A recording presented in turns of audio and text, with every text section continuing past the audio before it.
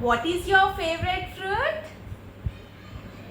My favorite fruit is pomegranate and banana. Oh. Moksha, can you tell me the importance of fruits? Fruits boost immunity, making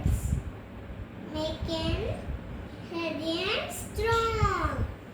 So Moksha, you are going to prepare fruit salad? Yes. Yes, mother. So what are the ingredients you are going to use? Guava, pomegranate, banana, apple, papaya, and grapes. Can you start the preparation? Yes. Okay, you can start now. Guava, pomegranate, banana, apple, papaya, grapes.